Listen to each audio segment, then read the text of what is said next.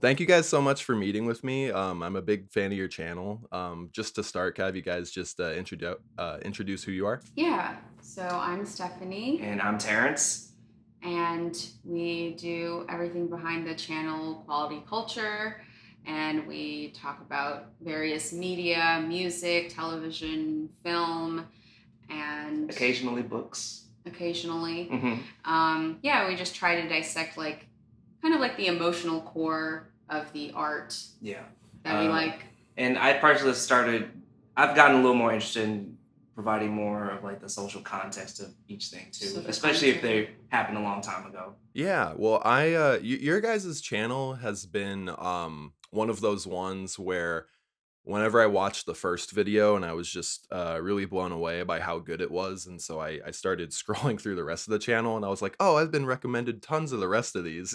You know, sometimes there's those YouTube thumbnails that you've seen for a while, and you finally get along Yeah. around to them, and Yeah. I really love the variety to your guys' channel because, like you just said, you guys cover anything from movies to music to books, and so a big introduction point for me was your really long Hayao Miyazaki video, which is really amazing. Thank you. Just I'd love to talk with you guys about some of your specific videos and the works that you talk about. Just to start, I wanted to talk about just the creation of your videos. So did the start of your channel begin with you guys doing it together, or did one of you start it as an individual first? We did start it together. Yeah, it was always something we wanted to do together. I don't think either of us really wanted to start a channel on our own. It seemed like a daunting thing. Yeah. Even though, it starts off just like a hobby, but it felt like, I have to do this whole thing. We kind of motivated each other to keep it going. Yeah, and what are your guys's backgrounds in media? Were you guys doing filmmaking or video editing besides this before the channel was created? Not at all. No, not at all. We're very much amateurs, and we worked in different fields. Yeah, this was just supposed to be like a fun little side hobby, talking about stuff that we like, and it kind of blew up into this whole other thing. Yeah, I remember when we started, the whole idea is just, just want to put our ideas out there for some people to just know about, especially if it Yeah, hasn't been out there. just for fun. Yeah, just want our ideas out there in general. And honestly, our first few videos, which are nowhere to be found anymore, really reflect how amateur we were. They were so bad.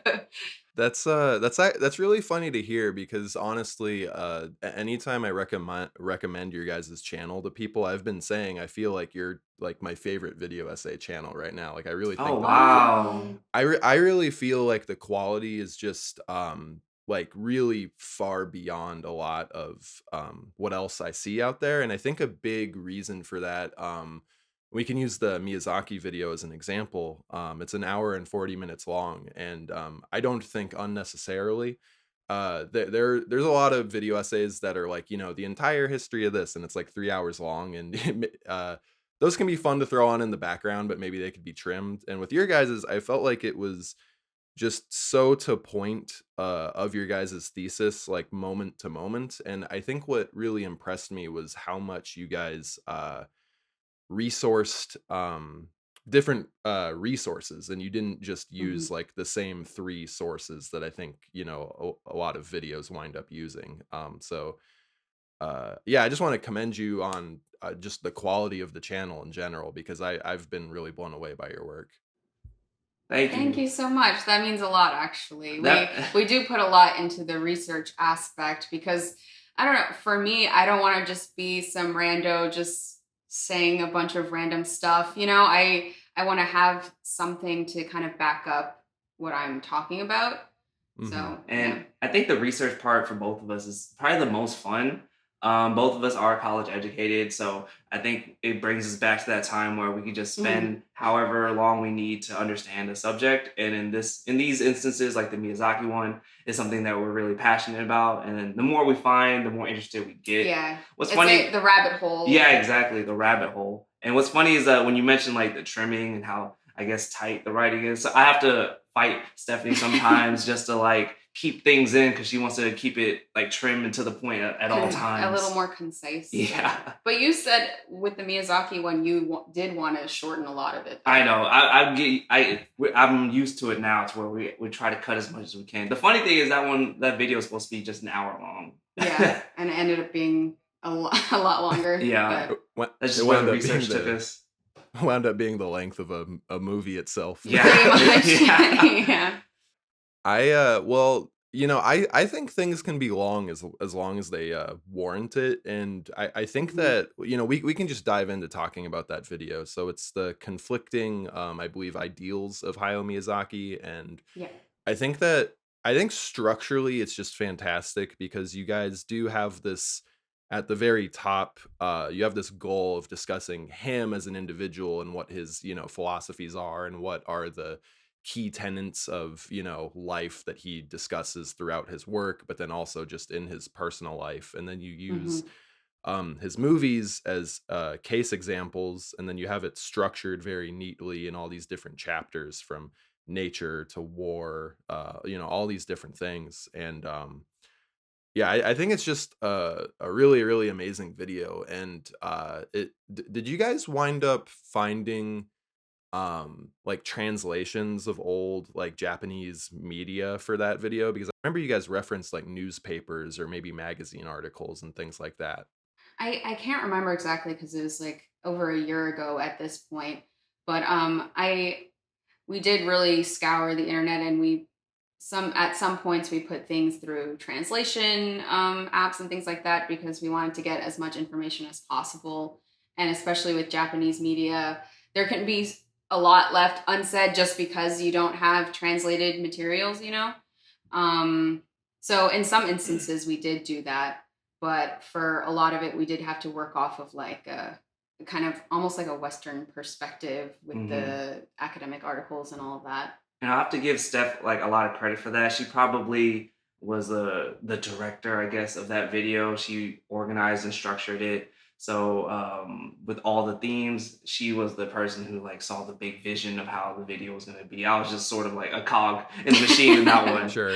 It was it was I think that may have been the first video of yours that I watched, and I know it's very long, but I've actually watched it quite a few times now, because when I do a lot of editing work that's more visual and less audio based, and I can kind of turn my brain off, I'll just throw on YouTube like literally all day long. And so that video will kind of help me get through like 2 hours or so. And I also find it just very inspiring, because I think he's just one of the greatest directors of all time, and you guys discussed his life's work and also the philosophies behind it, and I think in a very full way.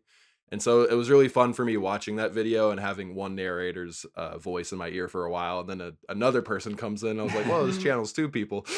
Yeah. We do get that sometimes. We get that a lot. Still, I talk about it with Steph all the time, where at first I was like, do people even want me on this channel? I thought they just wanted to hear her perspective, her voice. So it took me a while before I felt like, I have a place here too.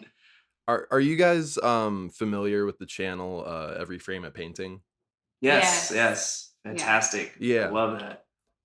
Yeah, when I was in film school, they were kind of the first video essay channel I found, and for a long time I just kind of felt like they were sort of the gold standard with just their quality of editing and just how on point they stayed throughout the whole thing. They really trimmed the fat, and that was another channel where it was run by a couple. I know his wife or girlfriend was also the co-editor and writer, but she just never voiceovered it. So I think a lot of people just credit that channel just to Tony Zhao, but I know that was a 2-person thing as well. So I enjoy that both you guys come on as narrators and writers. And I was listening to some of your videos, Terrance, on musicians, like the Kendrick Lamar video and The Weeknd. They're very good. Thank you. That was one of the reasons I think both of us just have different perspective on things and just feel differently about how you want to come at it. Like, for example, if it was just her speaking or me speaking, I don't think she would have the same, grasp or just relationship with the musicians or the subjects. In the same way, I couldn't really talk about something like Eat, Pray, Love in the same way she could. It just wouldn't feel the same. It wouldn't feel like my voice. at all. And both of us try our best to really give our authentic opinion, even if we help each other write these things here and there. Mm-hmm. But with the Mhm. musical ones, I was really into doing those because I just felt like so many people talk about music in a way that's not about the music itself. For example, I know I have a big Taylor Swift video, but she's always popping up about Her her relationships. relationships, but it's never about the music, even though that's the thing that's the reason she's supposed to be famous. So I like Yeah. to always try to weave it together because there's like a relationship between these people's identities, their fame, and the music itself. So with the weekend one especially, I just thought there's things that people are missing but that are clearly there. And I feel like that happens a lot with music for some reason. People have Yeah. a certain perspective that's doesn't scratch deeper to where the musician is, to me, clearly trying to tell us something. Yeah, I actually completely agree. I think that a big facet of that is the fact that so many people are making content now that people sort of they follow these content creating like metas, they look at what Hmm. other people are doing and they sort of Mm-hmm. fit a model. And I think that I mean, I don't know exactly what caused it, I'm just spitballing here, but I think like maybe the combination of like gamer content where people are very loud all the time to hold attention, and then the fact that commentary is also so common. I feel like those two atmospheres have blended, and Mm. uh it's sort of like no matter what the subject matter of what somebody is discussing, they're talking about it with just crazy energy, even if it doesn't match what they're discussing. And even people I respect, like Anthony Fantano, I was recently watching a stream where he was reacting to like Joji's song "Glimpse of Us," which is like a very emotional, sad song. And when it was over, it's like he talked about everything besides the emotional impact of the song. And I was like, isn't that Mm. like sort of the main experience of listening to music, But he was talking about it from such a technical standpoint, and then he was talking about it from like the context of his career, which to me sometimes can almost feel like sports talk. And so Yeah, I enjoy that you guys are talking more from like an emotional and sort of philosophical standpoint when it comes to talking about art, because I feel like that is sort of the main experience of the artist making it and the audience taking it in. Exactly. I think that's really the focal point of the entire channel for the most part. Because, I don't know, to give an example, I read a lot of books and I'm not always going to remember all the little details or every facet of the plot, but I am going to remember how I felt while I was reading it, yeah, And so that's how we kind of approach like our analysis of art.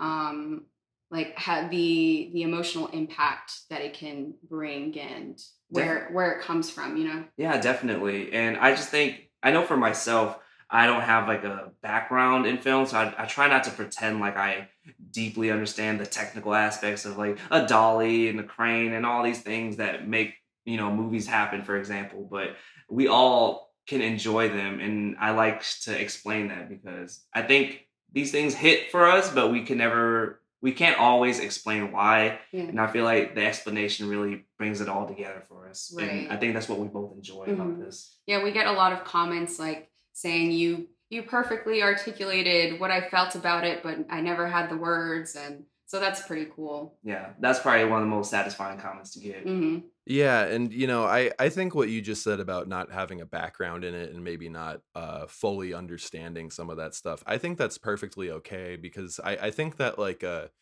deeply feeling person who's inexperienced in theory could make a better movie than someone who like knows everything about technique but like doesn't really Mm. necessarily have a reason behind what they're doing other than like cinematic effect. I went to film school, and I am a filmmaker, and so both myself and a lot of people I know, I think that they've experienced people in their life thinking like, oh, you're too critical or this or that. You get the pretentious film student treatment from your friends and family sometimes. And my feeling is always like, I think all these techniques at the end of the day are just like a means to getting to emotional impact, and Yeah, it shouldn't exactly. necessarily be the other way around.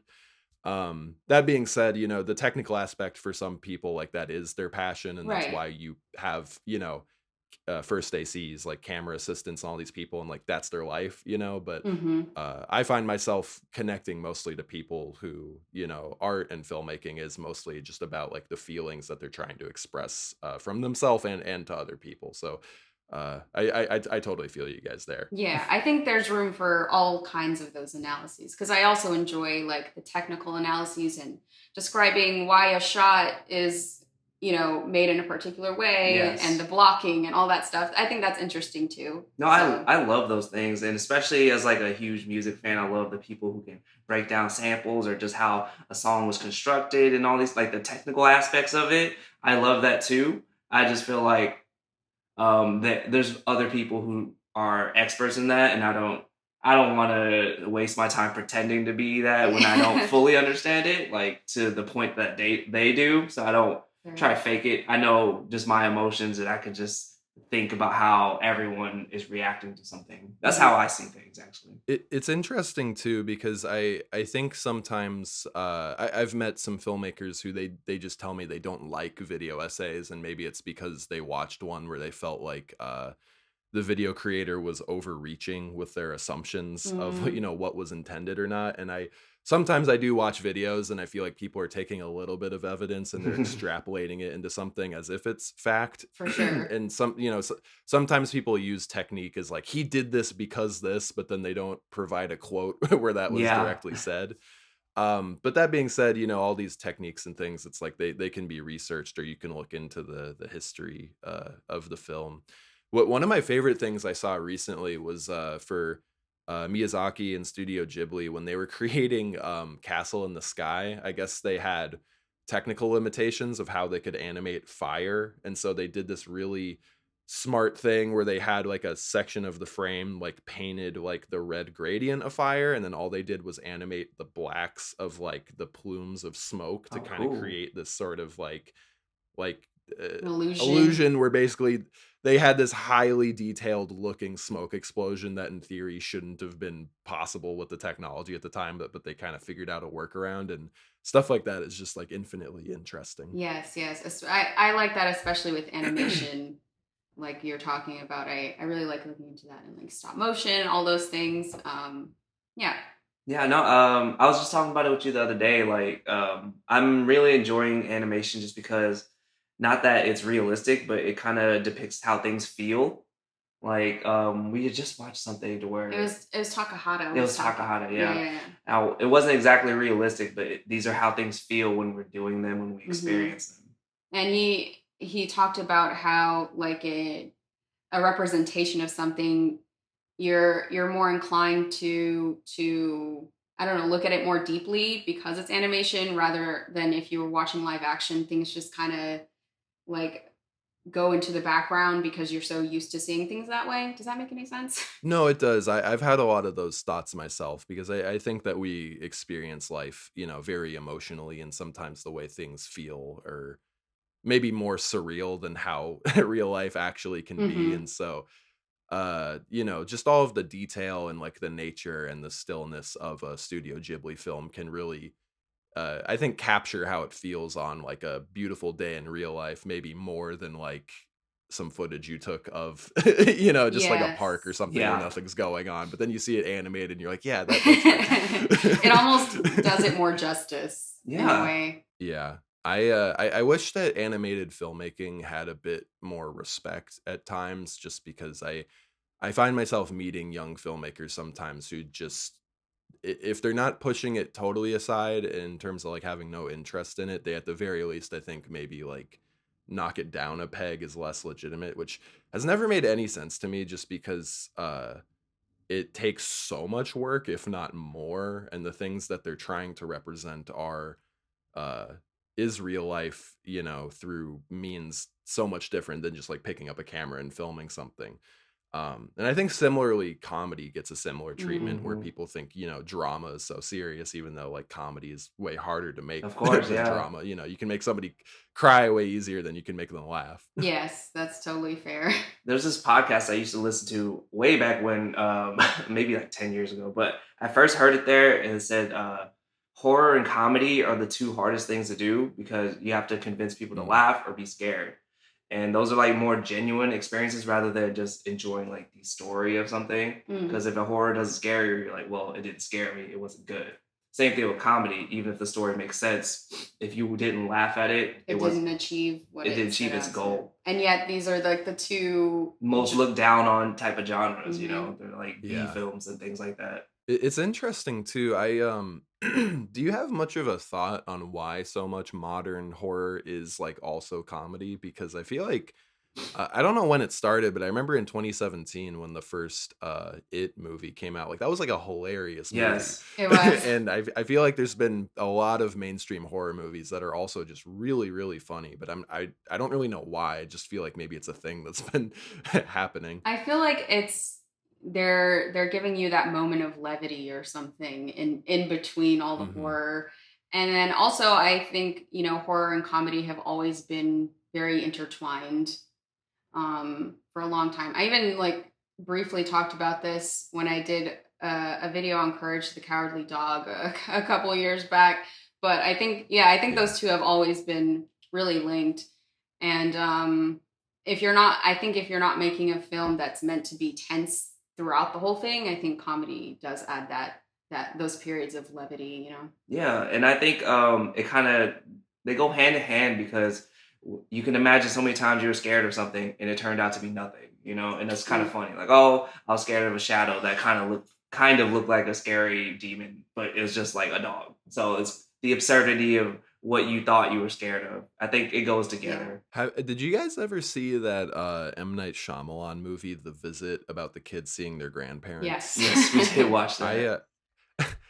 I don't watch scary movies very much. I'm pretty sensitive, and I saw that movie in theaters, and I really liked it. I remember structurally it was interesting where they set up that they're going to be there for a week, and so all of the daytime scenes feel really safe, and like the little boy character was really funny. But then at nighttime it would get really scary, and inevitably what they would do is like at the peak of the scariness, it would just like hard cut to the next day, you know, and it would be like Tuesday, Wednesday. And it felt like this constant re-upping thing where you would have such relief that it was daytime and funny again. But then once it starts to get dark out, you're like, fuck, it's gonna be scary. Yeah. Like it just kept like I felt like that movie structurally was really, really solid. I remember a guy in our theater, like when he was walking out, he was like, Shyamalan is back.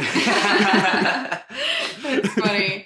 I feel like a lot of horror is stepping away from that because I think that very much was a thing for a long time where if it's daytime, you're safe. But then once it starts getting into night, it turns into that whole thing. But especially with films like Midsummer, and I think they're leaning into like actually in broad daylight, this stuff is going to happen to you too. So they're taking away our sense of safety one by one. Yeah. I speaking of which, I didn't have a chance to watch your video on it, but one of my favorite recent movies was Jordan Peele's Nope. I thought that movie was phenomenal. I think like maybe it was a bit less scary than his other ones, but just as far as being like an incredibly well-made film, it was so good. I know that you guys made a whole video on it, but and I apologize, I haven't watched it. Okay. How dare you? What were your main feelings on Nope? I thought it was really good, and I was really surprised to see that some people weren't liking it as much. I thought it was fantastic. Like what that was last year, right? And this was when movies were starting to crop up in theaters again, and so we stepped out of the theater. We're like, movies are back.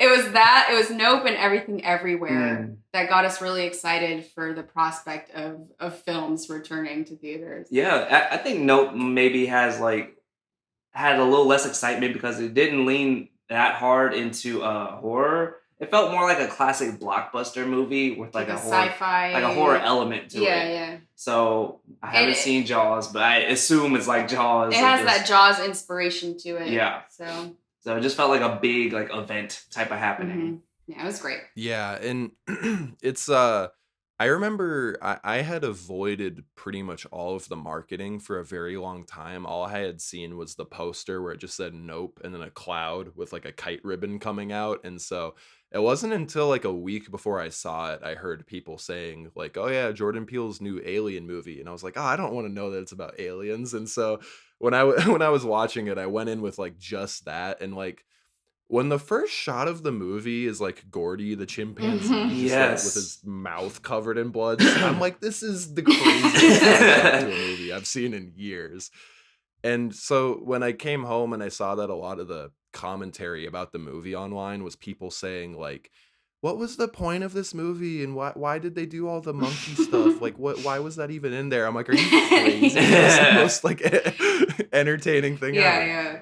Um We're on the same page. with Gordy from Nope, like I was really surprised to see that a lot of people online were saying that they didn't understand like the point or they thought it was boring or something because to me like it was the most gripping part of the movie and I felt like it just served as such an amazing backstory for Stephen Yun's character.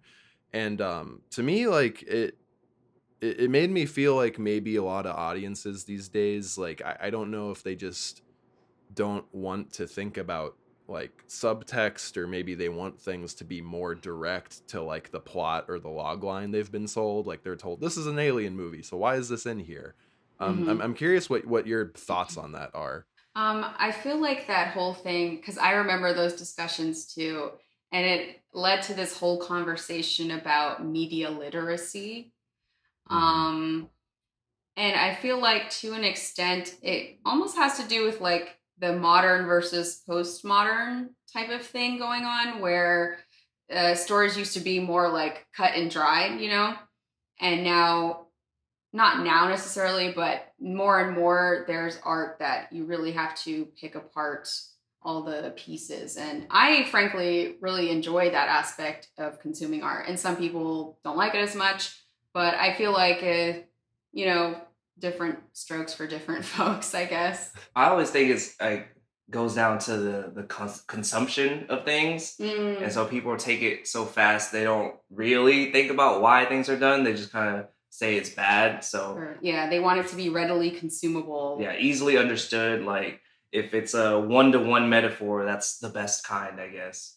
And I've been thinking about this a lot lately, but subtext and satire to me always feel like they don't work to a large extent. It's like for people like us who talk deeply about these things, we would get it, we discuss it, and we think about it. But I think for a lot of people, something that's satirical or even has like a lot of layers where you have to break it down is either too many steps or they're not trying to think about it that hard. Hmm. They don't want to spend that type of time on something, which is understandable, but a shame. Yeah, I with satire as well, it's interesting because for instance, have you seen the rise of Bobby Altoff and her podcast recently where she's doing these sort of Oh, satirical right. interviews with like major artists? Do you know what I'm talking about? If I'm not, it's okay. familiar. She's that girl basically in the her bedroom, sort of. Yeah. I don't Yeah, know if you so know, but she's like a 25-year-old who's been doing a podcast and like she is doing like a character where she's just being very intentionally like awkward and just kind of asking like terrible questions on purpose and like her second episode was with a comedian and one way or another that led to like Drake seeing it and he reached hmm out to be her third episode and so now Oh, she's just having wow. this huge boom and like everybody's calling her an industry plant and what's interesting is like every single guest now she's gotten has been like huge, but her very first episode was with this sort of niche comedian I like named Rick Glassman, and he does like a similar thing. And so their episode was very contentious because they were both basically doing a character at each other.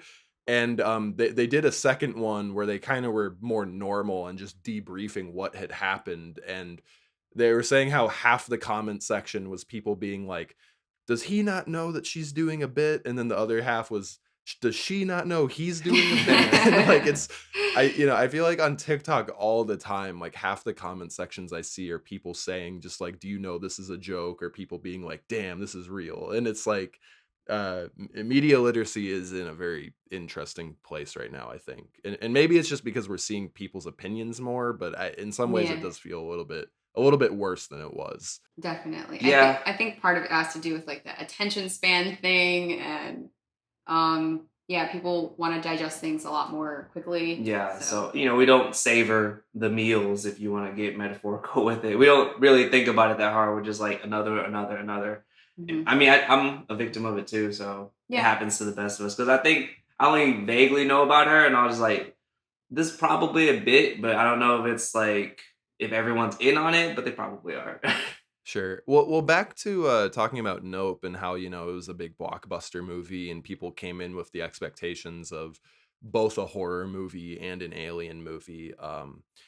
It's interesting because I think also we have very Western ideals and standards of storytelling, and a lot of people don't venture into foreign film, which has completely different pacing. But like something like Miyazaki again, he will take long moments of just stillness, which a lot of Western movies don't really do as much, and so people can maybe start to feel uncomfortable or not really understand what's going on. So I think people want things in a very direct way, and they want to receive what they told they were buying. Hmm. I Mhm.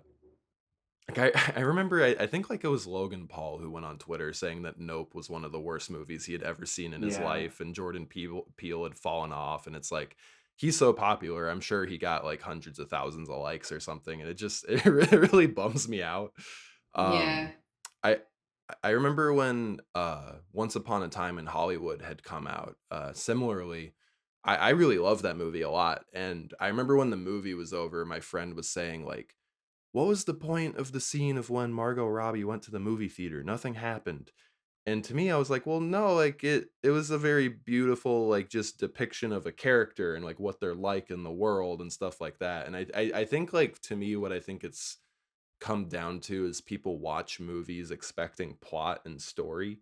And I think that storytelling a lot of times can also just be the exploration of like a character Mhm. or even a place or really anything you want as long as it's done well. But I think people expect every little thing to come back, like she went to the movies because it sets up this thing. Hmm. And so I think maybe that speaks to why people thought Gordy the chimpanzee was like random, even though to me like the simplest answer is like that's just this guy's backstory and this is why this guy is this way, and it doesn't have to be connected to like the alien in the story. Yeah, for Gordy, to me, it just felt like sort of like a villain backstory, even though he's not purposefully trying to be an antagonist, but he kind of sets up the Yeah. the events of that movie. But I think a lot of us get trapped into thinking everything has a point to the plot, rather than just letting us understand these people. Like this needs to like link to something that happens later, sort of the smoking gun or the Chekhov's. Chekhov's gun effect.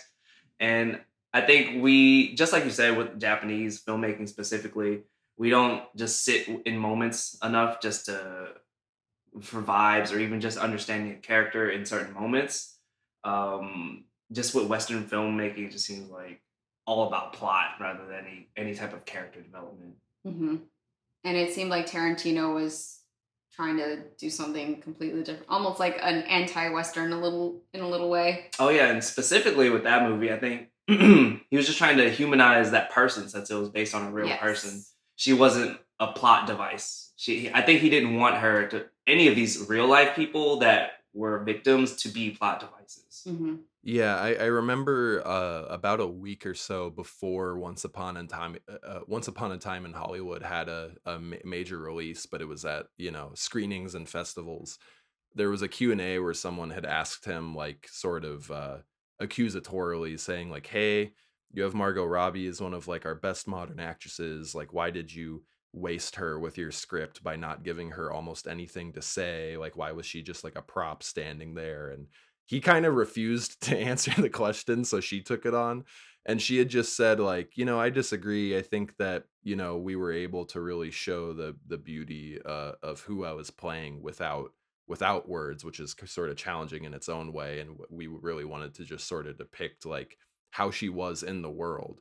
And all of her scenes, she's just very joyful. She's enjoying driving and going to the movies and just doing, at the party and stuff. And Yeah, I think people get very put off to, non-plot Yeah, centric yeah. storytelling Hmm. devices, I think unfortunately. I think it's like he wasn't trying to just portray a victim, which when you get into like true crimey, even documentaries or films based on true crime, it kind of starts feeling that way, that this person's life is defined by their victimhood. Hmm. And I feel like Hmm.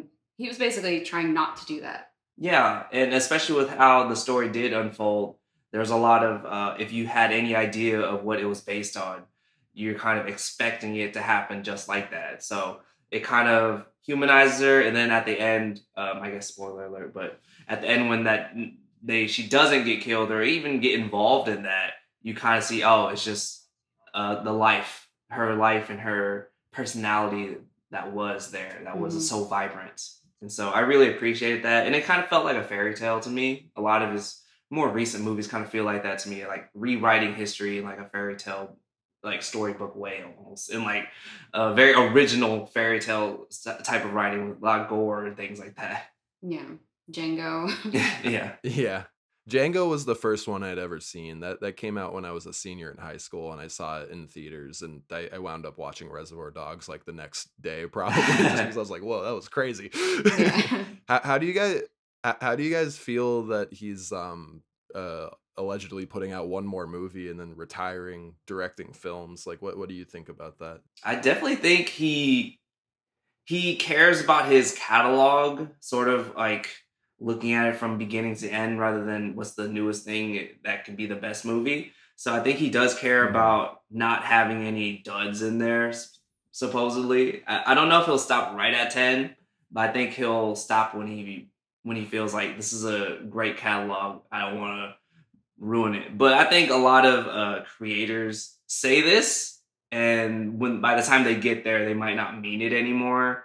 I think about Yeah. musicians who do that all the time. Like, this is my last album, and everyone rolls their eyes because we Or know that's a lie. or Miyazaki, who's retired like four times. Yeah, Yeah. they always say, like, Yeah. "Okay, I'm done." But I feel like when you have such a creative mind, the gears just never stop turning, and so you have more ideas your whole life, basically.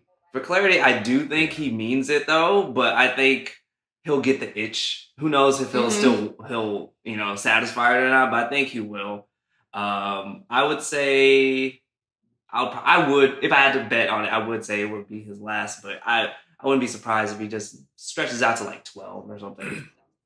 What about you? Do you Yeah, think? he well, for me, it's the one discussion is whether or not I believe him, and then the other thing is whether or not I think it's like a good idea. And it's like I also can sort of romanticize people who have like a perfect filmography or a perfect discography, and it does kind of become this thing where it's like, oh, if they keep it perfect, they're just like a Hmm. legend forever, and that is great. But then it's like, so much of art is taking risks, but then there's people like Woody. I mean, I think Tarantino brings him up himself. Like, there's people like Woody Allen who has like what, like 70 movies. I'm sure a lot of those are bad. I've only seen like two or three of his films, but with Tarantino, like, he does sort of have like a perfect thing going on so far. And I think the reason I believe him so much is in interviews. He is interesting because there's a lot of artists who are very secretive and have like a mystique around them. And although I think he's created that atmosphere for himself, I think he also is like not afraid to answer pretty much any question. So anytime there's an interview with him, I'm always like just wanting the interviewer to ask like as many pointed questions as possible, because I remember the comedian Tom Segura interviewed him last year randomly, and he was asking him about the 10 films thing, and he was like, "Would you do TV?" And he was like, "Oh, I wrote a whole season of a TV show already like the other month." And that was the first time he had ever said that. So and so like I think so far like he's already put out the novelization of his last movie, and he's spoken a lot about the desire to do plays, but he claims he's already been writing like television series and stuff. So I think he might just switch off of film and then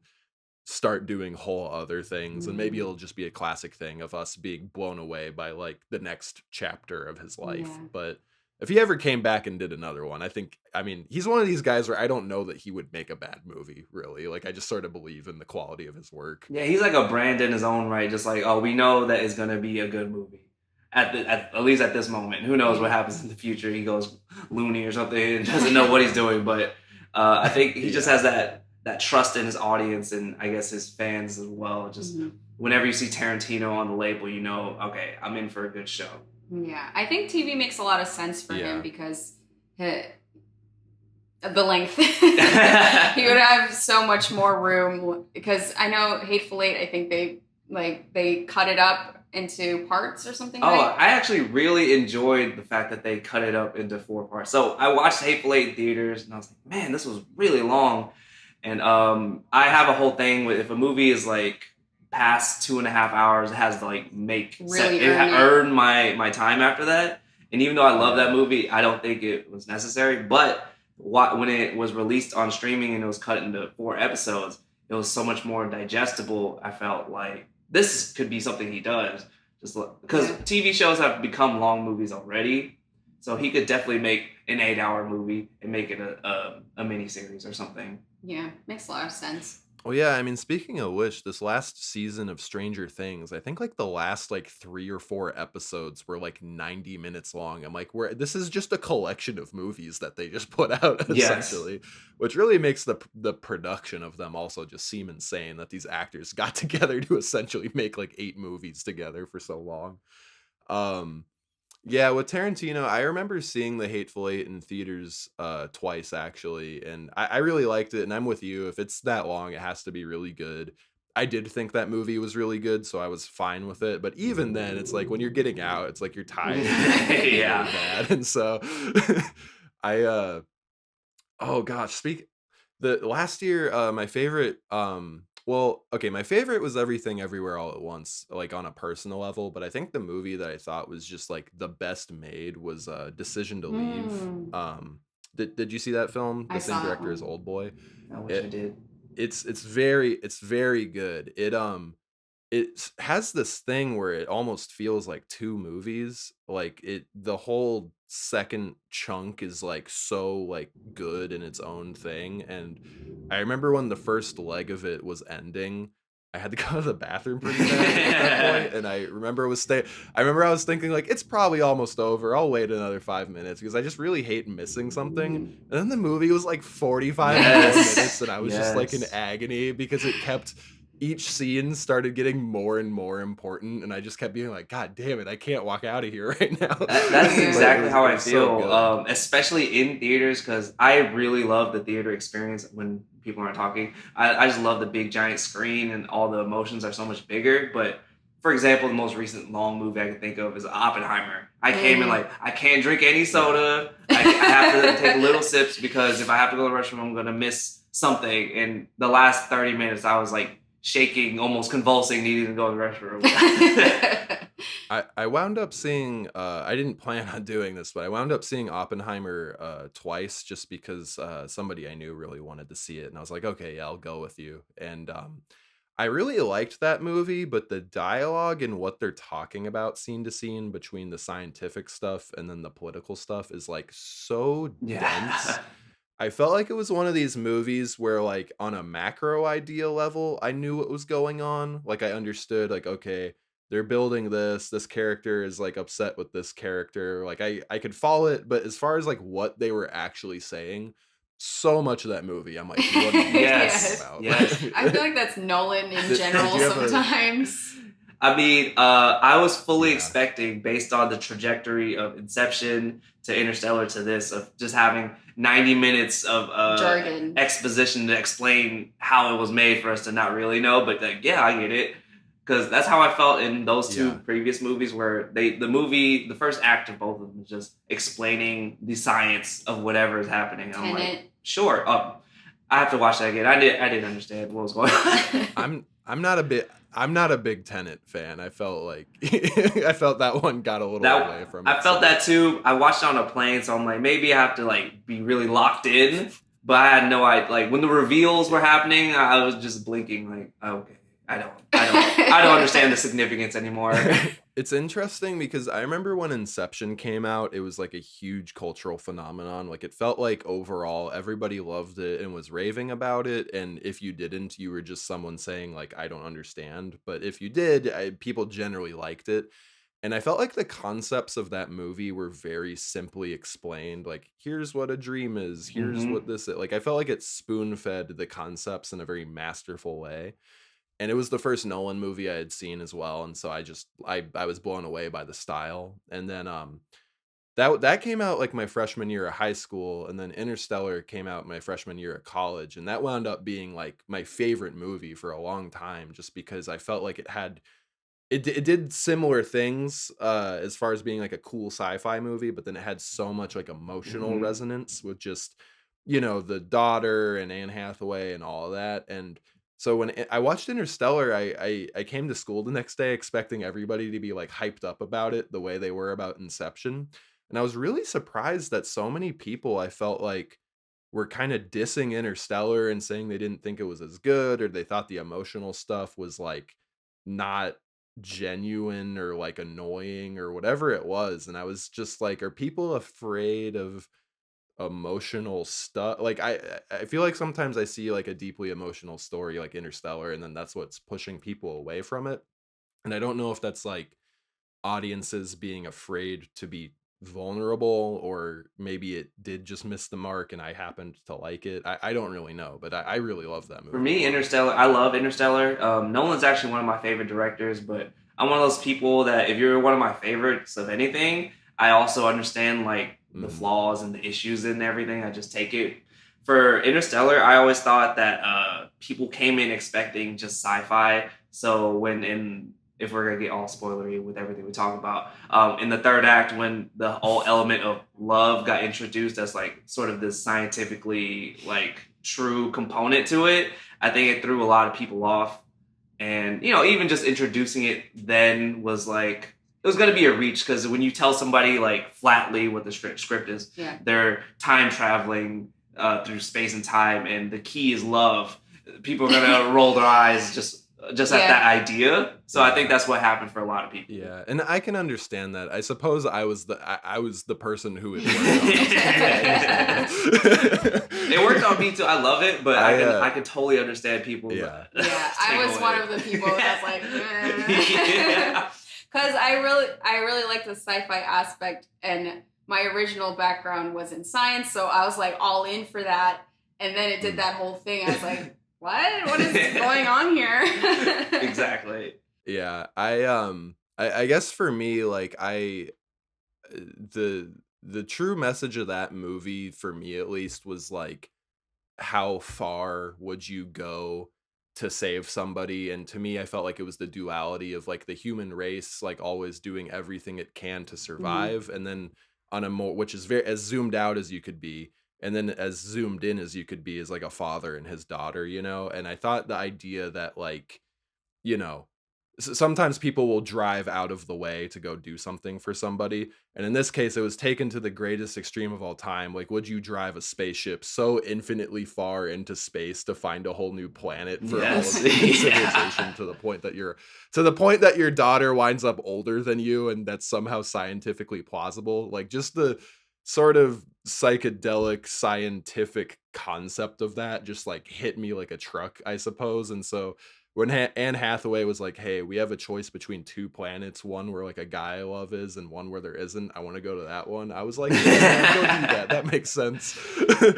um, when I was watching Tenet, I just wound up feeling like it was almost like a caricature or like a Mm. parody of a Yeah. Nolan Yeah. movie at times. Like I felt like the pacing was very rushed, the audio you could barely understand, and like when the characters were understanding the concepts of that movie, it felt like the same blueprint as Inception, but everything they were saying like made so much less Yes. sense. Yes. And I felt like it was really just a concept that was not as like Fleshed out. fully This is figured why I out. feel like I have to just watch it and like be completely like 8 bottles of coffee ready just so I can take it in, because anything, it felt so confusing. I felt like I had to have been missing something, and I never felt that way about a Nolan movie, even Yeah. when people have said they were confusing. So I have to watch it again so I can be sure. But Pretty sure it's just confusing.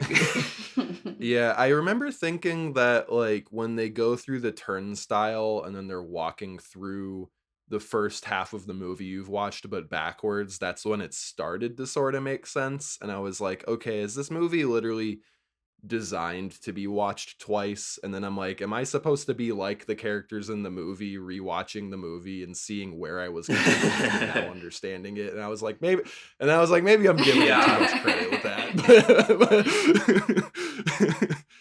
I've been feeling sort of similarly lately about Wes Anderson. The first movie of his I saw was Moonrise Kingdom, and I think it's still my favorite. And then the next one after that was Grand Budapest, and like that one is pretty much tied for me. And I really wanted him to be a director where like I saw these two amazing movies and I would become like a super fan of like the rest of his work. But I feel like for me, nothing has topped those first two more modern movies he's made for me. And I did you guys see The French Dispatch and Asteroid City, his most recent two? We haven't got a chance We're yet. not big on Wes Anderson. I have seen Okay. the first two you mentioned though. I think I watched Grand Budapest Hotel Sure. while like falling asleep on my couch, so I don't think that really counts. I watched it on my laptop or something. That's fair, So yeah. I just know the general aesthetic of Wes Anderson, but Right. I still don't remember Mhm. how the stories go for Yeah. any of his movies. But I do have that Sure. same barrier where I don't know if these are cool photos or actually are going to be good movies, if that makes any sense. Sure. I had well, we don't have to spend too much time on it since you're not as familiar with the work, but I felt like Moonrise Kingdom and Grand Budapest Hotel had a lot of like heart to them, and that like I really felt for the characters. And although his movies generally have people performing in a way that's a little bit non-human, it has like this kind of Mm-hmm. cadence to it, and it feels maybe Like sterile isn't the right quirky a little word, bit. but like they act a little bit. Yeah, let's go with Yeah. quirky. And I felt like Moonrise Kingdom and Grand Budapest both were like love stories and, people trying to do things. And Asteroid City and French Dispatch, his most recent two, they to me felt like Wes Anderson like caricatures. Like it just felt like, and I don't know if it's because he's become too big of a thing and so the actors within the movies are like putting too much like sauce on it because they're trying to act like a Wes Anderson character, but I sort of blame his scripts a little bit just because like Asteroid City to me just it was there was like such little humanity or like emotion in it. Like every single character was just such a blank slate. Like nobody like laughed or smiled at like anything in the entire movie. I didn't really care about one character. And then The French Dispatch was a anthology of 3 stories, each one shorter than the previous. And like the first short story was pretty good and I felt like it should have just been the whole movie. And then the rest I just was like, what is going on here? And like I felt like a lot of people I talked to wound up feeling the same way. And so um I guess Tarantino got me thinking about this a little bit because it's like when you have these directors with these extremely defined styles and these recurring sort of techniques that people can kind of spoof, I feel like there's a pressure Yeah. to like still do it well, versus actually succumbing to being the thing that people like make fun of you for, like becoming a caricature of Yeah. That's an yourself, I interesting suppose. point because I always take it as the more successful certain directors are when they have very distinct styles, the less editing they receive from outside perspectives. So, for example, like Tarantino and Nolan, and even Scorsese, their movies get longer and longer and longer as they go because I don't think I don't think anyone has the heart to tell them to cut certain scenes anymore.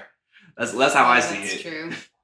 Yeah. And I think I think in a I was yeah, just gonna go ahead. say, I think Tarantino also has an advantage though, where he seems a little less boxed in by like he has a very distinct style, but he explores a lot of different genres. Like he's very into exploring genre as a thing, like cinema genres. So I think he has a lot of leeway where he can delve into different things. You know what I mean? Yeah, and it's like, if somebody was going to do like a satire or a caricature of Tarantino, I suppose the things that come to mind is like somebody thinking like too much violence or too Mm. much cursing or like mumblecore dialogue about nothing. But the thing is like I feel like he handles all of those tenets of his work so well, where like the violence always does either play for like comedy or for shocking effect or for like character catharsis, and then it's like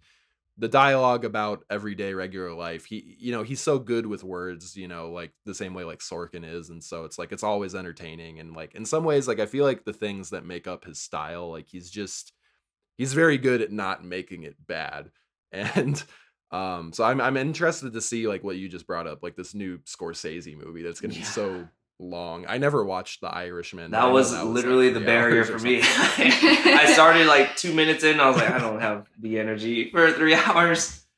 I think. Oh no. I was just gonna say when it comes to Tarantino, it's funny that we're talking about him because that's somebody that I do also want to do one of those director videos about, just like their whole career, and him especially with like Mhm. his Tarantino-isms. The two big ones I think that are glaring in his movies are just the feet and then the use of the N word.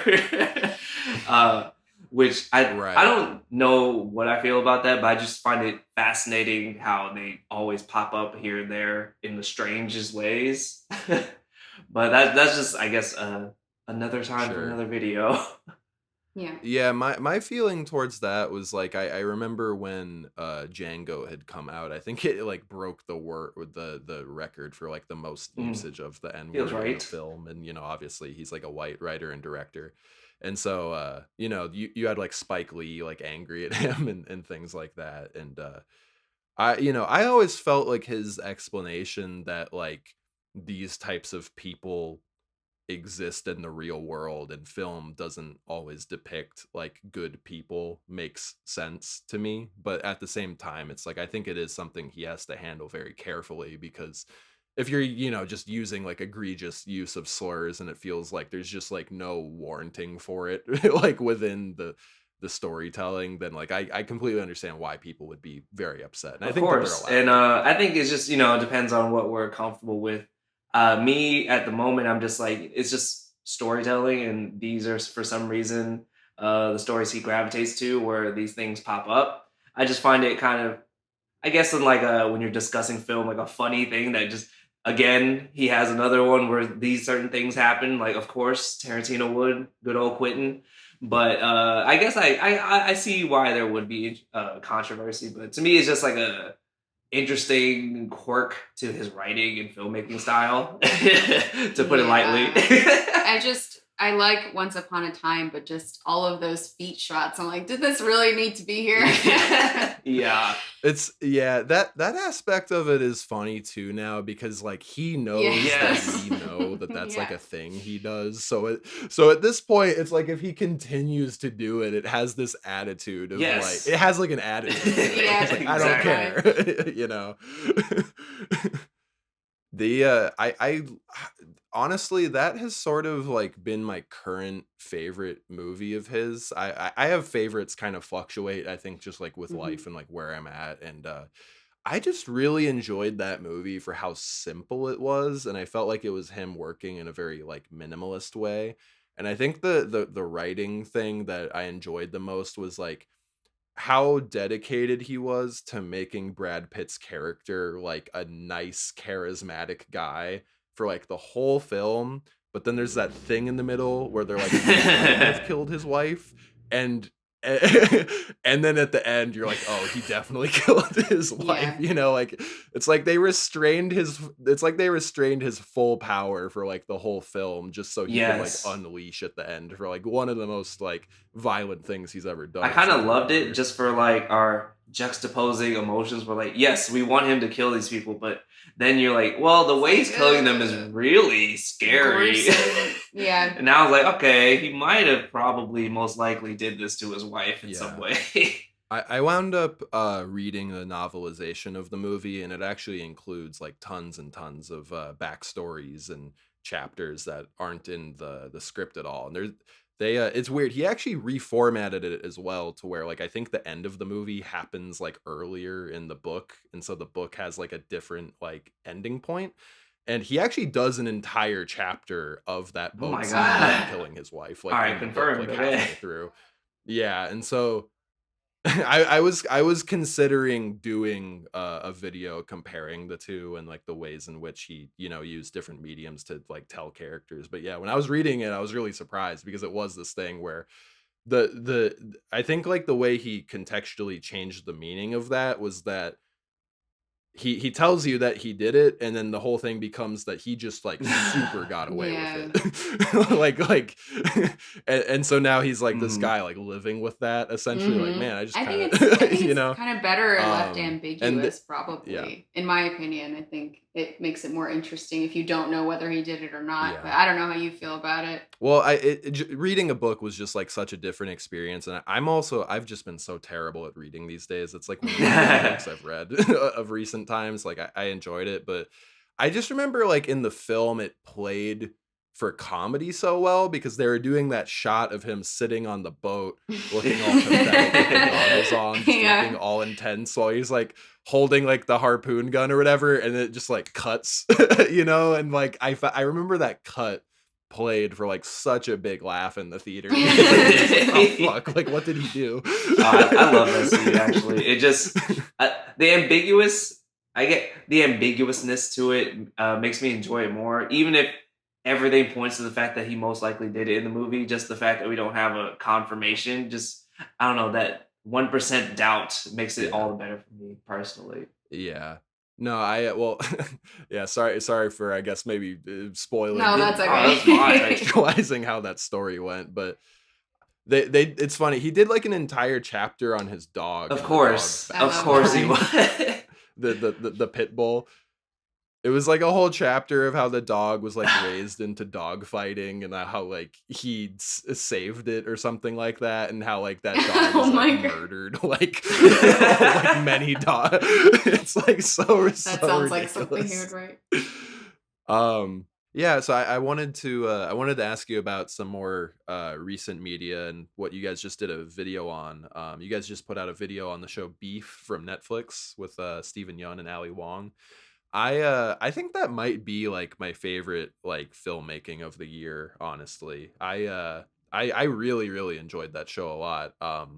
Obviously you guys liked it too to make a video about it, but could you just talk about your feelings on the show a little bit? Yeah, so I definitely, just like everybody else, I saw the trailer for it and I saw Stephen Yun and Ali Wong, and I thought that was really cool because I've been a big fan of Stephen Yun since The Walking Dead, of course. Mhm. And maybe at the time it was because he was an Asian American. I didn't actively think about that. He was just the most interesting character in there, but him as an Yeah. actor, he's been really good in everything he's been. And then Ali Wong, I really love her stand up, and I don't like a lot of stand ups. So Oh, okay, interesting. I was intrigued by her being on the show. And then, of course, just seeing two Asian Americans like activated something in my brain of like, I have to support and watch this. But I don't really think it was even about that. So, why I liked it, it was just very compelling filmmaking or TV making, whatever it's called nowadays. The distinction is pretty unclear, but I thought it Sure. was really incredible how they made this show about two people just being really mad at each other turn into something else. Hmm. It's funny you say you're not into too many stand-ups. That's actually like one of my biggest like hobbyist interests. I've always just been very engrossed into stand-up, and she's actually someone I'm not as familiar with. Like I know she's very famous. I just haven't watched hardly any of her specials. And Stephen Yun is obviously like amazing. Minari is one of my favorite recent Yeah. movies, and I was skeptical of the show when it was first announced, just because I feel like a lot of modern comedy has been sort of corporatized, or it's a lot of like, let's just put two famous actors together and give them almost like an action movie plot line, and the Hmm. comedy is just going to be them bickering. And so I was like, okay, what, they're gonna extrapolate like a parking lot incident into like a whole series. But I Hmm. checked it out and I was like, okay, it's like A24 and Netflix. That kind of is a collaboration that never happens. And I just felt like instantly it was just so much more artistic and like resonant than like anything I possibly could have hoped for. And Yes. so by the time it Absolutely. ended, I was just blown away by how far they took the premise. I That was was shocked by incredible. that. Honestly, I like you said. When it comes to stand up, I watch plenty. It's just I feel like I'm a harder critic when it comes to stand up Hmm. comedy. Like we talked about earlier, like being funny when someone's like standing there telling jokes. For me, there's like a bigger barrier for some reason for me to like really enjoy it. For her, I Hmm. did enjoy hers, but from when it comes to the show, I expected that too. I thought, okay, it might be some hijinks type of ordeal, or they just go and one up each other a little more. But I think the tone of the series kind of gave you hints that it was going to be more than just some fun pranks at each other. It was Yeah. going to get really devastating. Hmm. And so I think that's the thing that changes it from being one of those, blockbuster comedy movies they had like 10 every year or something, Yeah. to something a lot more introspective than any of us could have Yeah. thought it was going to get. I think because it's so character driven. That's like really the heart of it, just exploring these two characters and why they are the way they are. I think something I enjoyed about it as well is like I just when you're watching something and characters are just very fleshed out and like their Hmm. traits are just very front and center, I can be think it's like really enjoyable because as much as I like, slice of life kind of more slow paced, more reminiscent of real life type movies, at the same time when you have characters that are just very outward and like you can just understand like who and what they are in a very clear way, I think it's very entertaining. And so with I think Stephen Young's character is Danny. And like Danny, like he's always walking into a room mad, ranting as if people are already listening to him. And he's telling you what's what about the world. He's like giving advice. And Yes. meanwhile, you're coming right off of the heels of seeing him just be like such a loser. Yeah. Absolutely. And I would never call somebody that in real life, but in the context of the story, like they really build it up to show like this guy just everything is falling apart for him. you Hmm. know? One of And he still has such a big head about Oh it yeah. too. Yeah. I love it that it kind of just reflects real life. We know so many people in real life where they think they know everything, but they're no different than you. Maybe they have less going on. Who knows? But there's just so many Yeah. things going on in everybody's life, but they still see themselves as one thing, and then how they are or what they do is something else. Like with Danny, like as a character, because I wouldn't say it about anybody in real life either, but he is like a fuck up loser, an overall Yeah. letdown as a person, just like a son, brother, everything. But he still thinks that he Yeah. knows what's going on. Like in the Yeah. narrative of a movie, he would be the guy who's a schemer who can one way or another get to the end goal. But when you Yeah. contextualize as like if he's like a real person, that never really happens for most people. Like Yeah. they don't really suddenly have one plan that changes everything in their Yeah. life. He thinks he's that guy. Yeah, he thinks he's not that guy. You're not that guy, pal. Yeah, exactly. Yeah, He's not that guy. I think the funniest detail ever. I mean, I think what we a lot of the times love with filmmaking is just when a writer or a director comes up with just some little quirk or idea that you're like, that's so specific and that's so good. And I think the thing in this show was him driving up to that hill and eating all the Burger King sandwiches. Yes. That is just such a funny like concept. Yes. Like that's his heaven, is just eating the perfect Burger King sandwich. Yes. That's the thing I thought about with that show too. Like these are such deep dives into all these characters, who they are. Because we get introduced to them and we think they're gonna follow some of these molds. Like Danny would be someone who's gonna rise up, or Amy's this rich lady, and his brother is a himbo tech bro, or not tech bro, crypto bro, right? Yeah. And he might not know anything, but eventually these all crumble, and it's a really deep like our perception and then who we really are sometimes so different. Yeah, the assumptions get shattered. Mm-hmm. Mm-hmm. Yeah, and the first episode gripped me pretty immediately, but even still, the more I watched it, I think the more I was also looking into it, and so there just kept being more and more things just convincing me on how good it was. And one of those things, the cinematographer was Larkin Seipel, who shot Everything Everywhere All at Once, Swiss Army Man. And he's also done stuff for Hiro Murai, the director who does stuff for Donald Glover a lot of the time. So he also shot the This Is America music video. And That so makes the a lot of cinematographer, sense. Yeah, the guy they had shooting this was just, his track record is amazing. And I just felt like everything was depicted so beautifully. And it's like, I'm pretty sure the show takes place in Los Angeles if I remember correctly. And you know a lot of things are shot in Los Angeles, and then sometimes things are also set there in the story world. And sometimes there is just like a general California look. But like, I felt like, when they were filming him up on the mountain, like eating the Burger King stuff, it almost felt like the show was in Hawaii or something. Like, I felt like they Mm. just made everything really rich, from both the architecture of all the places where Ali Wong's character existed, and in Mm. all of the more rural environments he was in. I just felt like everything was presented in such a just lush, like maximalist way that was just so like engaging to look at. Yeah, the creator, Lee Sung Jin, I think he mentioned that he did find inspiration from Everything Everywhere. It's just like there's like a link to Mm, how that story was being told, or the story they wanted to tell with the story he wanted to tell. So it really makes sense that he has like someone who also worked on it too. Um, yeah.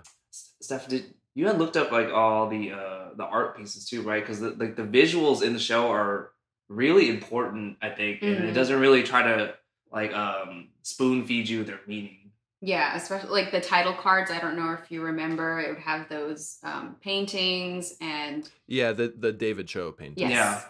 Yeah, Yeah. so we went into that a little bit. But yeah, I feel like every little detail is so purposeful, and he imbues so Mhm. much meaning. I think Lee Sung Jin, he said he might make it into an anthology or something like that. So Like, in terms of a continuation of the show? Yeah, hmm. yeah. So like some other types Okay, of that beefs or something. Yeah.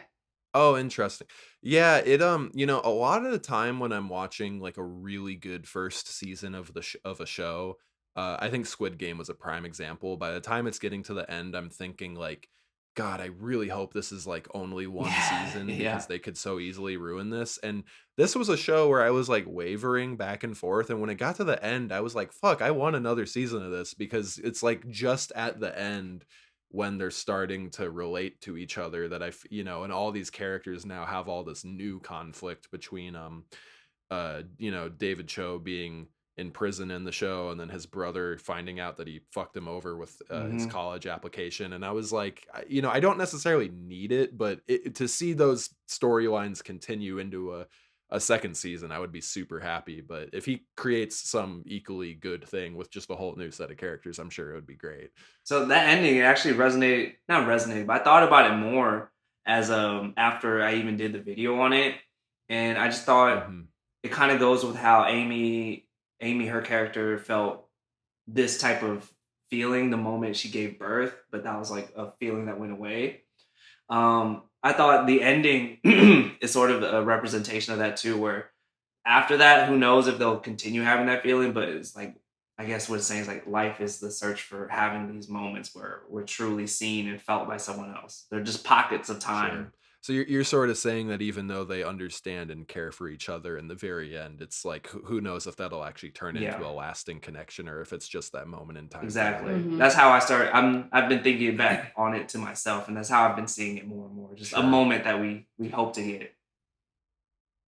Yeah. My favorite movie for a while has been 20th Century Women with Annette Bedding. Have you seen I'm that not movie at familiar with all? that Mm-mm. one.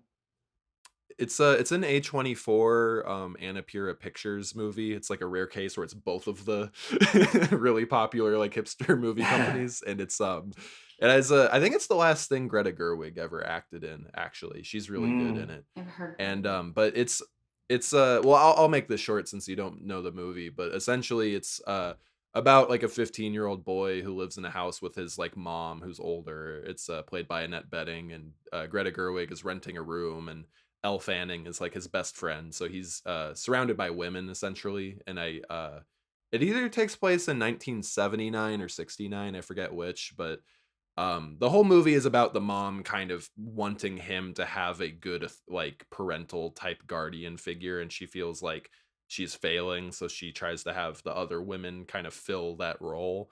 And the movie sort of works towards getting this mother and son to connect with each other, and it uses a lot of voiceover. And I remember there's some voiceover at the end about how meaningful this moment in time they got to spend together. But then I think the boy, he says something like, and it was never really like this ever again. Like he says something like this was a fleeting Hmm. thing. And it always breaks my heart because I think it is sort of true to real life. Like sometimes you will have a catharsis, and we're often told, happily ever after, but sometimes it is just kind of a thing that happens and then stuff goes back to how it was. So it's interesting you're saying that about the show Beef, because I immediately just started thinking about how like a second season would play out with these new dynamics. But at the same time, if it's just over, I felt like it was just such a perfect like unit of a show. Yeah, I think when we first watched it and it ended, we thought, okay, they should just leave it like that. Yeah, I think all the loose ends kind of.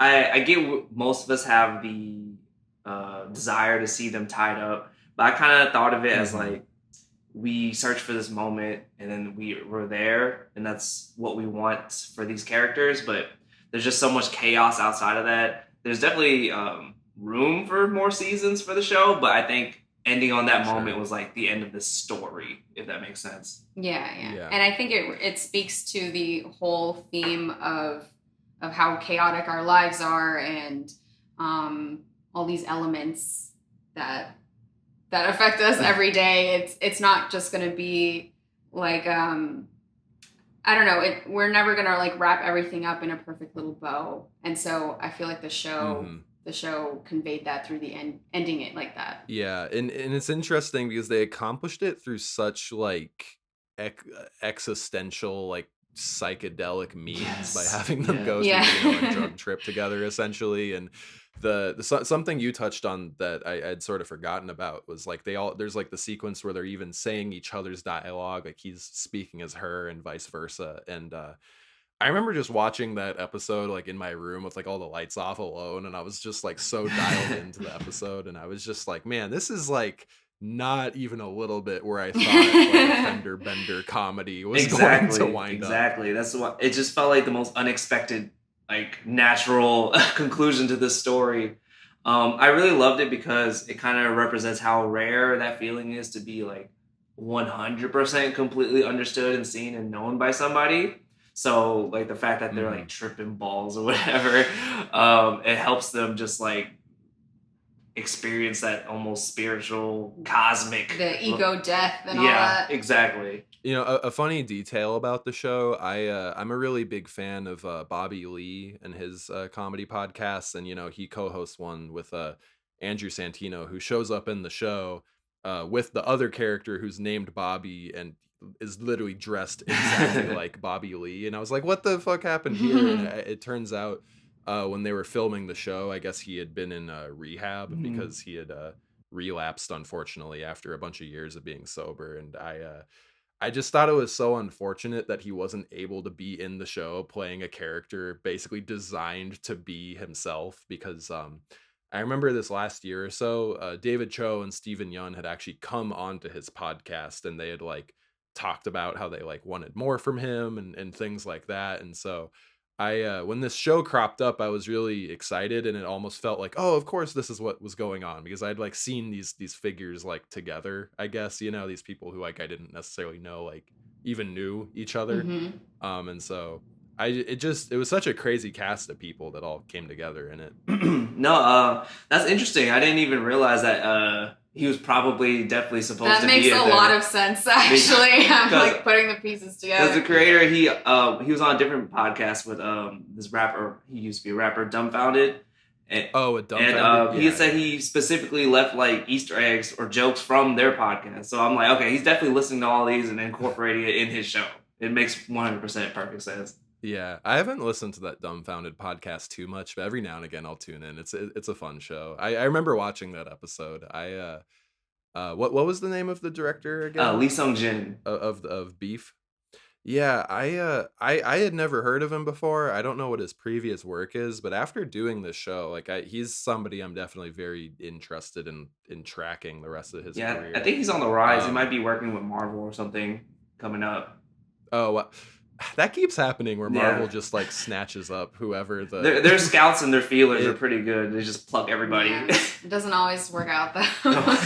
Yeah. yeah, it's I feel like we're in this interesting shift right now where like even Marvel fans are kind of sick of Marvel. And I think recently Bob Iger even like they asked him like about current strategy and like are you going to tone down how much Marvel and Star Wars you guys are focused on, and I think he said yes. Yeah.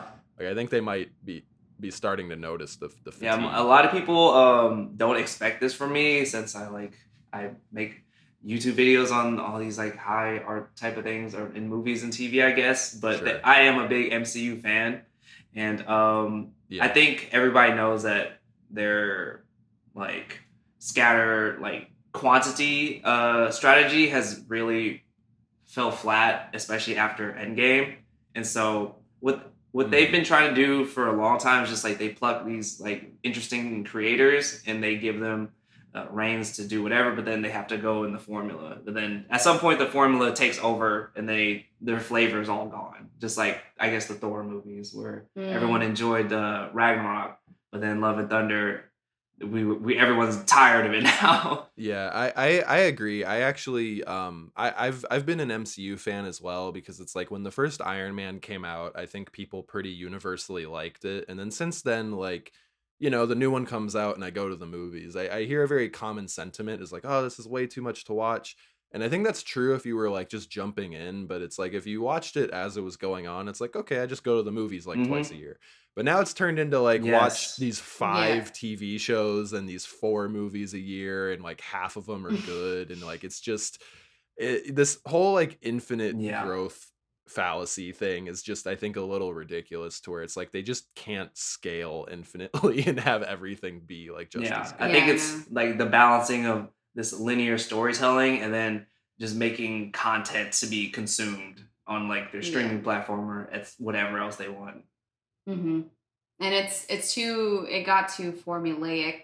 So it's just like you're just gonna pick out maybe the best ones and like ignore the rest. I mean, that's what I've been doing. I lost interest in Marvel like a Yeah. couple years ago. Yeah, I watched the show Loki and I really liked it, and then I tried watching some of the other Disney Plus shows and I was like, this is not No, relatable at all. I've watched everything for better or worse, but they all feel Yeah. like by the end, strangely enough, like nothing was accomplished. If we want to get into deep MCU stuff, like the Nick Fury show, he comes in and you're like, all right, he was in Yeah. space. What happens now? He takes off his eye patch, wears glasses. By end, he takes off the eyeglasses, put an eye patch on. He's back in space. So what? Okay. Well, like, what was the point of any Yeah. of that? I think what's interesting about the series for me is like you can like from the production standpoint is you can so clearly see this like distribution of like effort where like Endgame was obviously very important to them, and Infinity War as well, which I actually like that one more. And so it's like those movies I think are just way better made, like from like a storytelling standpoint and like just everything about it. Like you're watching it, and you're like, damn, this is like pretty good. And then you're watching like Ant-Man 2 Yeah. or Yeah. whatever. And it's like which was a while ago now, but it's like still it's like almost nothing memorable. You can't really remember hardly anything about it. And but then it's like Spider-Man, he's the most popular superhero. So we're gonna make those movies better than we're gonna make these other movies. And so it's like you can sort of see almost like a clear like ranking of how much importance they put Prioritizing. onto the quality of Definitely. these films. Yeah, that's the Strangely word. enough, you can feel it just in like the writing, which is Yeah. I would think that's Yeah. not something that money or like just caring would matter, but it seems to be Yeah. the same. Yeah, they should probably just Yeah. keep the ones that they care about the most and just like cut the other ones. I don't know. Yeah. Yeah. I've tried to make most of my video essays like a little bit more, for lack of better words, like serious, the way you guys do, kind of just talking about stuff in a more research and discussion based way. But I also I've had the urge to make more like casual content or comedic based content, and so I made my first like casual video essay last year, and it was just me ranting about the way that they marketed the Spider-Man movie with all of the previous franchises entering in. And like my feeling is kind of like what you just said, you know, you would think that the writing would be better since they have like all Mm-hmm. the money in the world, you know? And I was really mad that, you know, this Spider-Man movie where like Tobey Maguire and Andrew Garfield are showing up. I was mad so much that I knew that was going to happen before entering the movie theater, because I felt like if that wasn't the whole crux of their marketing campaign, it would have been one of the most like mind-blowing like theater reactions like ever. You know, I think people would have been shocked that they did that. But their whole marketing campaign was like, guess what we're Yeah. gonna do? And so then it was almost like I you know, you feel so much less in the theater. Mm. And I guess I'm saying this to say it's like when you're a company like Marvel and you've amassed like so much revenue and you have such a built-in fan base that'll watch anything you make, even if it's bad. I'm like, can't you guys start to have like a little bit more like mystery with your with your marketing and things like that? It's like they can afford now to make uh you know, because I think about the movie Logan and how like that movie was like made kind of more like a real movie for back Yeah, lack of yeah. better words. And I'm like the MCU can afford to do that. Like they have billions of dollars now. I don't know why they like are acting like risk assessors. Yeah. They If that don't. makes They're sense. they're really not trying to make any risks for some Well, reason they or treat the art, experiment. they do the art part like a business, which is such a Yes. shame.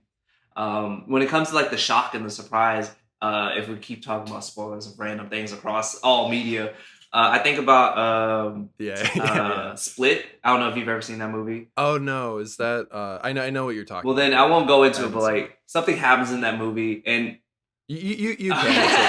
Yeah.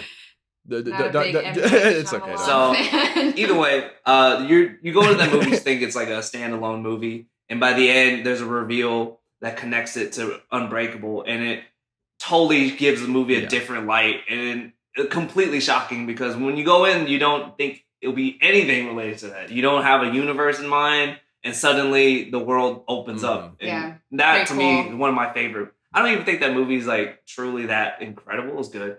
But that moment was one of my favorite movie experiences of my life. Yeah.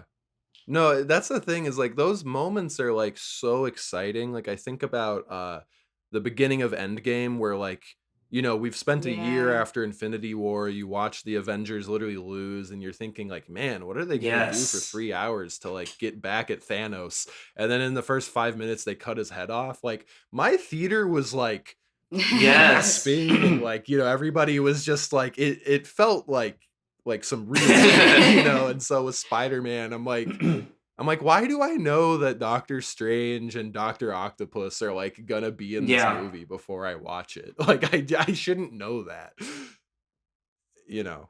And Spider-Man is like the most popular superhero ever, like probably. And so I'm like, man, you guys could just like put out like a poster with like nothing on it, and people would still Yeah. line up at the door. Like that might make people line Honestly, up yeah. even more. Sometimes the MCU specifically, to me, they kind of treat these things like so risk aversely that they have to, everything that would be Mhm. cool is something that they're gonna for sure hint is going to happen. They're just trying to maximize the audience. Yeah. Like just bringing people to the seats Yeah. pretty much. Yeah. I'd love to transition a little bit just to talking to you guys about the your channel and the creation of these videos Yeah. as well. And so just to wind down a little bit. So something I loved watching your video recently on Beef was your discussion of the title cards. And I feel like I'm always learning something from your guys' videos because you do exceptional research. And so when you were talking about how that one episode title was a Werner Herzog quote, I had no idea. And I saw on Patreon, you guys did an entire discussion of all of the title cards. I haven't had a chance to watch that yet, but I find it just so impressive that the quality of your guys' work is so good and the length of the videos are very long. You're posting pretty semi regularly, and then on top of that, you have stuff on Patreon. So, like, how have you guys figured out a workflow to where you're able to do this so much? Like, how many hours are you guys working a day? Is it really stressful, or are you still enjoying It's it? rough. Yeah. Yeah. So, Yeah. I do all of the editing. So, on top of like writing my essays and all of that. So I've I'm starting to do, or I do it full time, like the YouTube, and then he writes his, but he still works full time as a teacher as well. Mm-hmm. So it's double duty for Oh, me cool. a lot of times whenever a video of mine's coming up. Just go home and then do another job. Yeah, so Are the time you, management gets a little rough. I was gonna. Go ahead. Yeah. So sorry, I didn't mean to interrupt you. I was just gonna ask what sort of I'm an teacher English are you? teacher, so I'm always elaborating on things. For like I'm a high elementary school school or teacher. high Yeah. school? I Or couldn't what, do elementary. Okay, cool. Do they are they aware that you have like a YouTube channel? The ones that discover me naturally, they're aware. Like, are you this? I'm like, yes, but let's keep it to ourselves. Yeah, that's really funny. That's cool. Okay, yeah. So I was wondering, just because you know, me myself, I'm a filmmaker, and my YouTube channel is a bit smaller, and so you know, I've been hoping to sort of break into a thing to where this could be like my main you know, full-time thing, and so it's really encouraging to me to like see other people making it work, and it's cool that you guys are able to do it as Yeah, a yeah. team. It helps a lot to have another person there, 100%. like especially for proofreading and just general morale. I feel like doing it on your own could be such a, I don't know. It's sometimes it can be like a little emotional weight on your shoulders. I don't know if you've experienced that. Yeah, well, the thing is so on my channel, it's I think the double-edged sword I have, it's like an advantage and a disadvantage, is I do a lot of different types of things, you know. So in addition to video essays, I'm making music videos and short films, and obviously podcasts like this. And so I've been trying to figure out a more systemized, like efficient way to where like things don't have to wait so long, because right now I'm working on my longest video essay yet, which will wind up being an hour long, but I've been working on it for like Wow. like a year. Like I wrote it a year ago. I didn't even start like recording my narration until like months after that, and then I didn't start editing it until like a few months after that, and then now I've started tracking my hours this year. I think I'm like 130 hours into editing on it or something like that. Yeah, and so and I do a bit more motion graphics than you guys do, because I do try to source as much clips as I can, but every now and again there'll be a time where I'm like, what do I put on screen right here? And so I'll like animate something, and the you know, the tiniest detail can wind up taking like 2 hours. Damn it. And so so yeah, it is a lot of pressure, and doing it alone can sort of be a lot. But I really enjoy all the work I make, and so I definitely just sort of look up to channels like yours where you're making high quality work, but then also with consistency, because I you know, I can say firsthand that's like a very hard It is place for to get sure. to. We basically separate it into stages. So we have like the research stage, Sure. the writing stage, the proofreading, and then like the recording and the editing. So Sure. Yeah, and I think just having two people does help us. For example, if we're uploading regularly, we can go back to back, and it gives us a longer break and less chance of getting burnt out. And just the fact that we can give each other different perspectives too adds to less of the isolating, just I'm so focused on this I can't even see outside my own world. Yeah, getting fresh eyes on your script. Yeah. So, you know, I see that the beef video, which is 33 minutes, came out 8 days ago. And then 3 weeks before that, you had your Studio Ghibli video about Takahata, which was, you know, over an hour. Um, are you guys working on those videos like simultaneously, or you know, like how many videos do you have going at a time? Because I imagine, you know, making a whole half-hour video right after an hour-long one would be very, very difficult. Oh, it was. we do work on them simultaneously though, since you know he has his own videos and then I have mine, so we're both always writing at the same time. So like you said, that helps because it's kind of like, well, if I put something out, then he has some time to work on his own thing. Yeah. Okay, that makes sense. So for a video like the Takahata video that's like an hour long, how long did it take you to make that, or do you have a set amount of time that you give yourself to do all videos and you're just trying to squeeze it in by that limit, or is it kind of more free flowing? Because like I said, like I clearly don't have a deadline for myself since I've been taking so long on my hour long video, but for yours, like Mhm. did you say like I have to do this in 1 month, or is it more open ended? It really depends. Like, for example, if we have a very extensive project, we'll probably just like extend the time. Like, oh, we can like work on that here and there while we do Hmm. other things. But then also sometimes we have like sponsorship deadlines, so we have to keep that into account. Um, Yeah.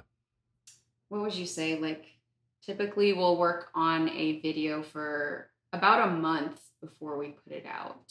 Yeah, and then Okay. we're usually like meeting with each other to just figure out what are some videos we want to do down the line. Hmm. So by the time we get there, we're not like frozen with nothing on our plate. So for example, we just talked about a couple of videos we were thinking about doing just so we Yeah. have an idea of Hmm. what the next few months are going to be for us. Hmm.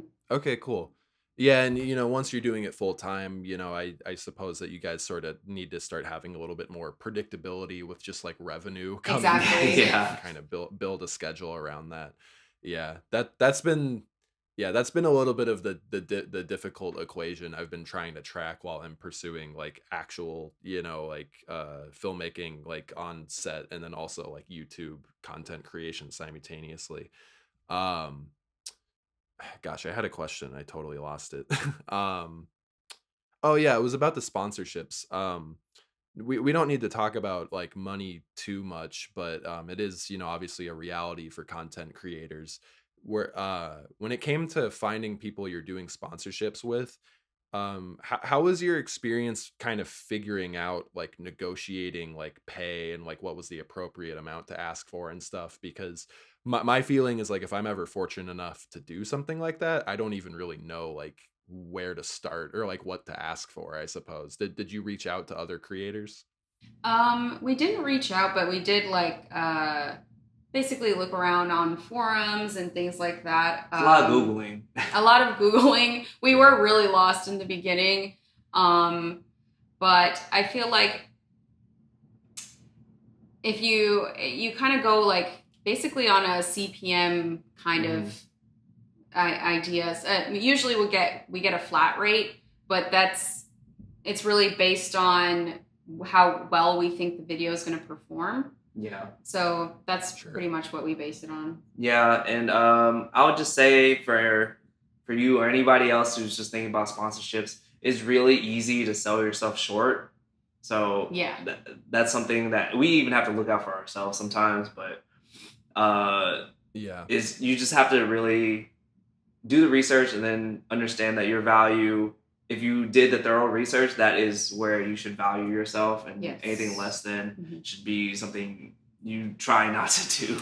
Yeah, we had this one Yeah. where Oh. we had this one where they gave us this they gave us an offer and it was like pretty well below what we had said our rate was. And so we declined Hmm. and they brought it up a little and we said no. And so we declined about 3 times until they finally are like, okay, we'll give you what you asked for. So it's like, okay, why Yeah. Yeah, didn't yeah. so clearly we Yeah. were worth it from the beginning, but a lot of the time they'll try to lowball you. But I think that's how it is in the freelancing realm in general, Yeah. you know? Yeah.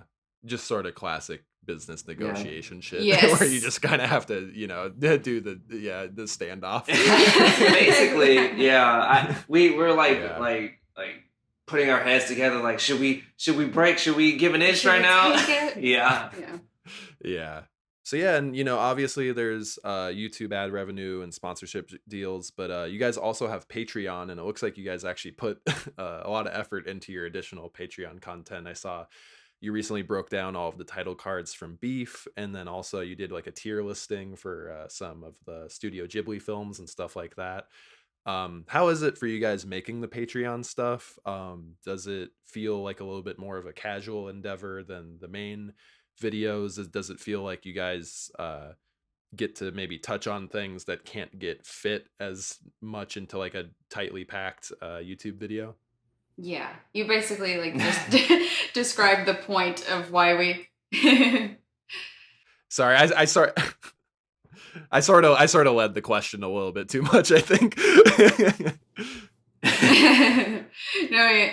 That's definitely, we like the sort of casual nature of it. We're just kind of like talking and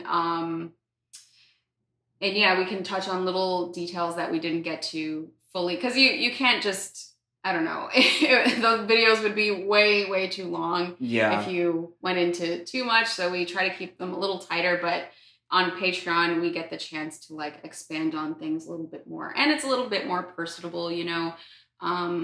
Personally, I am more likely to see what you say in a comment if you do it on Patreon.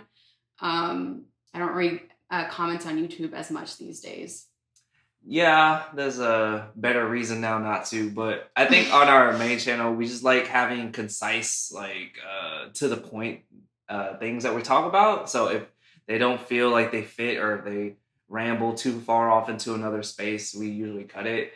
Where on Patreon, that's where we can be, I don't know, not necessarily just casual, but just spill out everything we feel like was interesting about whatever. Lately, I think we've been trying to just add like supplementary material to main channel videos. I think that's kind of interesting. Yeah, I enjoy that a lot. I'm really looking forward to watching your video on the title cards from Beef, because those paintings when they come in like and they have the crazy music behind them, that was just such another element of the show where I was like, man, this is awesome and like totally unexpected. So I think it's really cool that you guys are deep diving things this much. Definitely. It was fun too. I had skimmed a little bit your Ghibli tier listing of, you know, the less famous ones, and I was really glad you put Whisper of the Heart at S tier. That's actually like my favorite Ghibli movie. I love Whisper of the Heart a lot. Really amazing movie. I liked it a lot. I liked it so much. I think it was so cool to have I guess a more modern Ghibli film, because I think all of Miyazaki's work is set in like the past or some fantasy place or Europe or something. So I thought Whisper of the Heart was a really cool way to see like modern Japan.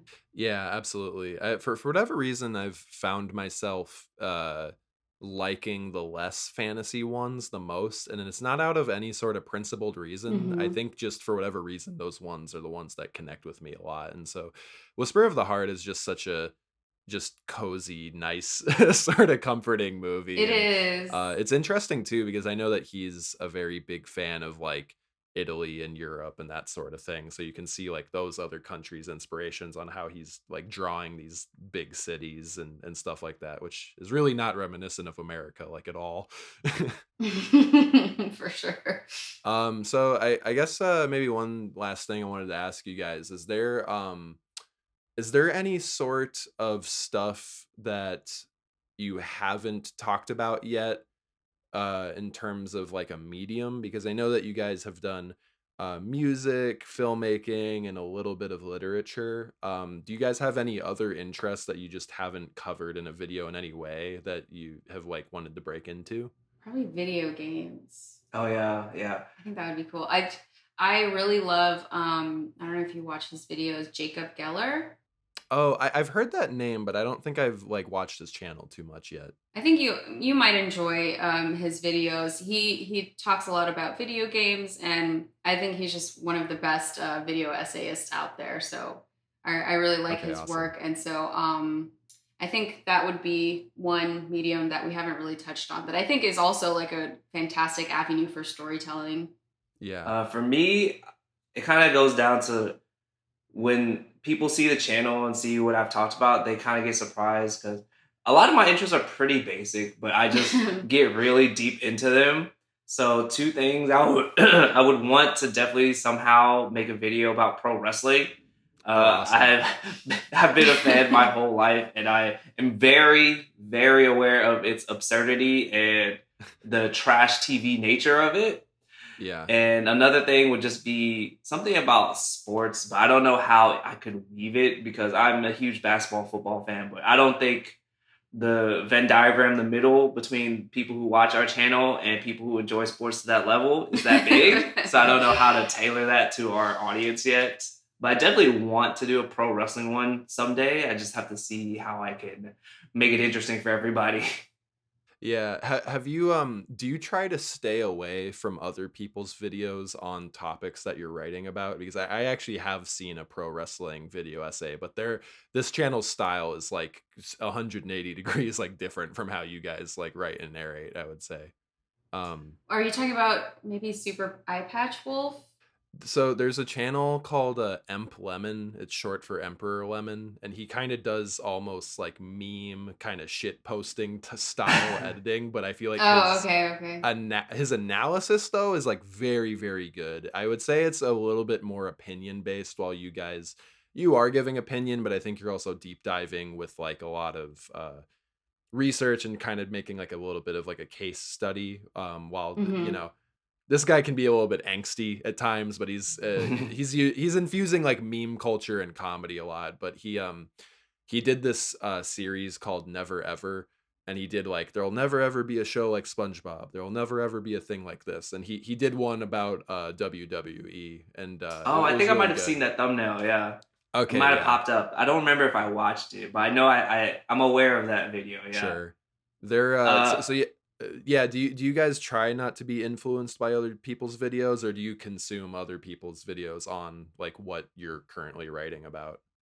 I I think sometimes I do, just because I want to make sure that I'm not just like rehashing things Mhm. that people have already said. Like when we make videos, we try to at least present something from a new angle, or try to add something to the conversation.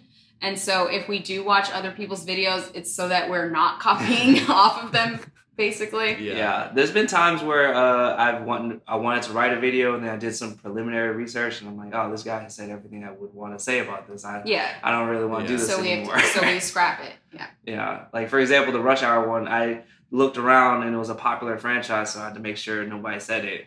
And there's been a couple of videos that touched on what I wanted to say, but they didn't go as far as I wanted to. So that was an instance where I was a little discouraged at first, but I was like, I could still say something new here. Hmm.